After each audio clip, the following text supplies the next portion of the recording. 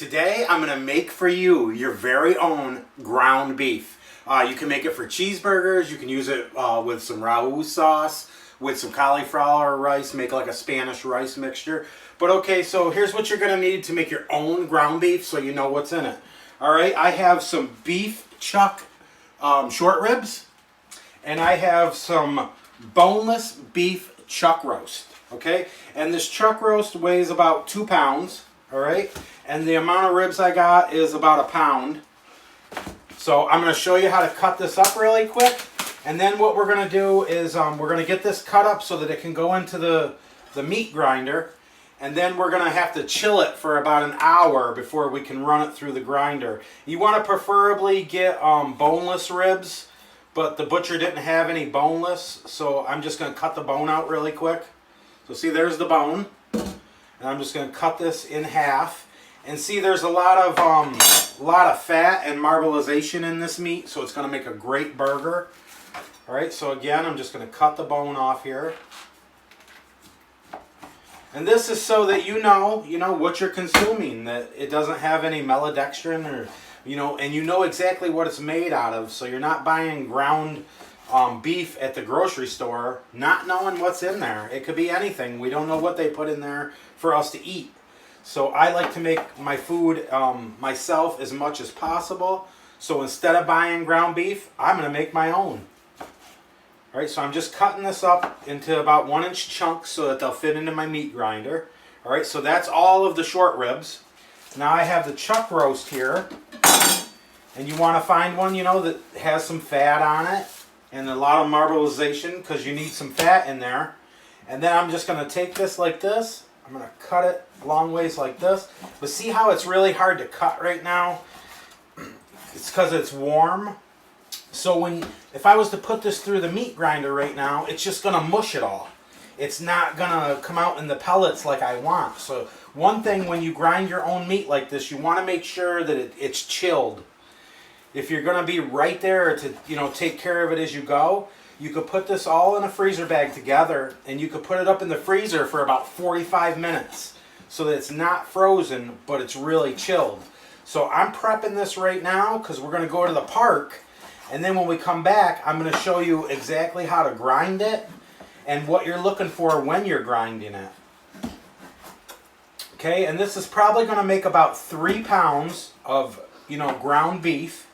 And had I bought, the Black Angus organic, then this would be organic, ground beef that we're making. Okay, so now I have the chuck roast and the short ribs cut up into, manageable pieces. Now I'm just going to throw them all in this freezer bag. And then I'm going to put this in the fridge till I get back from the park, which will be, longer than an hour, but you want to leave it in there for at least an hour. All right, and then I'll be back to show you how to grind it. All right.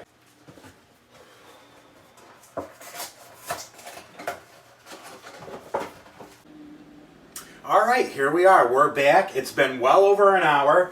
Here's the short rib and the chuck roast that I cut up and I put in this bag. I let it stay in the refrigerator for a couple hours, get nice and chilled. I got my KitchenAid mixer bowl here, and I chilled that to help out, keep it cold. The main thing you want to do here is keep your meat cold so that it doesn't get in here and then mash the fat up. It'll come out in like pebbles. You're about to see. Right now I have my grinder blade in there with my coarse other blade in there, so it'll come out pretty big. And then we're going to run this through. We chill it again for about another hour or so. Then we run it again with our smaller blade here to do a fine, grind, and that's going to be it. That'll be your ground beef. So it's that simple. I cut this up. Now I got the KitchenAid with the attachment. We bought this attachment right here. It even comes with the sausage stuffers, which we're going to show you guys how to do that down the road. You got to get some hog casings or organic collagen casings, and then you'll make sausage links. It's pretty cool. That's why I bought this. And doing keto, I want to make sure I'm eating the right stuff, so I know what's in this. The only thing that's going to be in this is the short ribs and the chuck roast. That's it. This is my ground beef, all right? So you turn on your KitchenAid to 4. And then, hold on, I gotta find my pusher. Must be in here. Right here. And then all I'm going to do is I'm going to take those chunks that we made and I'm going to stick them right down in this tube. Okay? And here it comes. You're going to see, you're going to see ground beef here in a minute.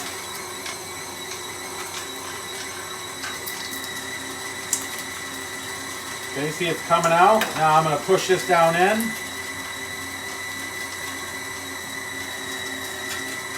See, we're making ground beef. And this would be great for, you know, patties, or you can make meatballs out of this. You know, you can make your own. You could add some veal in here if you like veal. You could use different cuts of meat. You really don't want to use like a ribeye or filet mignon, anything like that, because you won't get the right texture for the, you know, the ground beef that you're looking for.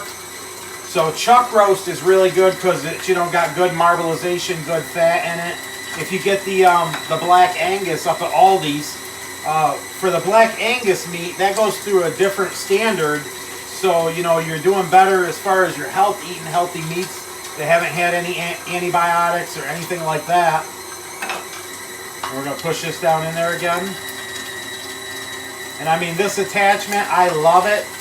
We're making ground beef right now, which is simply, you know, you just take the beef that you cut up, you run it through your grinder on the coarse, you know, disc that they have.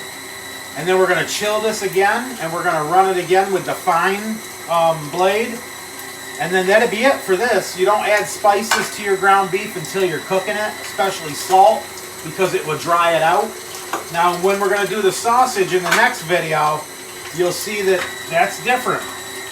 We're actually going to grind the sausage one time, and then we're going to add our spices and our liquid to it then, and then we will chill it after that we grind it, and then we'll grind that one again. Alright, so this is about done.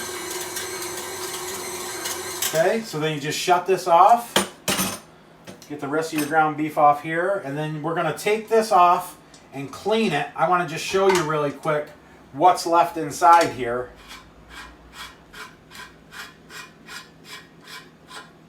Okay, so you take this apart, push this out. Now look in there. Okay, there's not hardly anything in there, just a couple little scraps. And then the only thing that got left that didn't get grinded was this piece right here, which next time we'll run that through and that'll grind up as well. But take a look at this. This is one grind on the coarse, and see the fat's cold, so it came out like beads. If you do it when the meat's hot, it's going to mush all that fat, and then it won't have the right texture, and it will be a dry burger. All right, so I will see you when this chills and we run it again. Alright, so here we are on the final stage of the ground beef. We're going to run it through again. We have the coarse blade in there, and we're just going to turn this on 4 and then start filling up this hopper with the ground beef. And again, I put that in the fridge for at least another hour.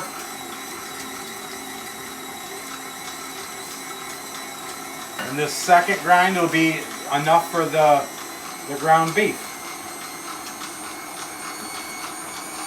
And you can use this, you know, for your cauliflower rice. You can use this for burgers. You can use it to make meatballs. So many different things you can use this for. You could do it after you ran it through once, but I like to run it through twice. Seems like it gives the burgers a better texture.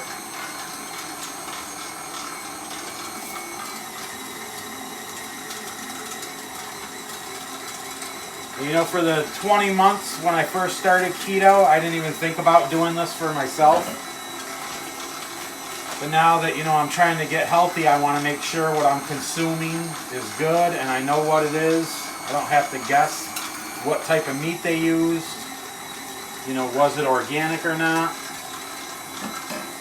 What they used for the filler. Because you're looking to get about an 80 to 20% difference, so 20% fat, 80% beef.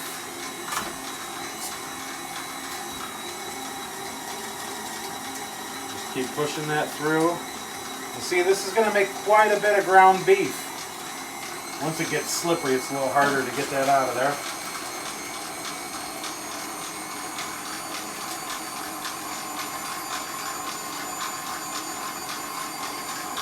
keep using your stuffer, stuff it down in there.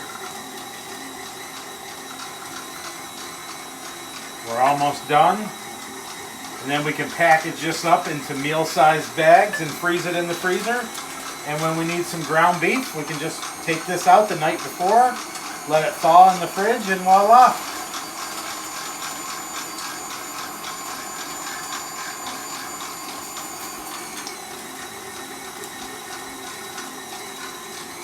And if you want to know how to make your sausage, check out my other video, and that will show you how to make sausage. Alright, so now this is done. Just shut it off, get all your beef off there. And I mean, look at how much ground beef this made.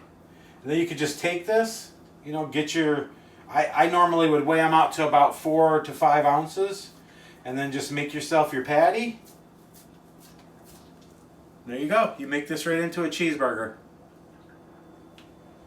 Alright, so thanks for watching. If you found any value in this video, you know, share it with your friends, family, anybody doing keto.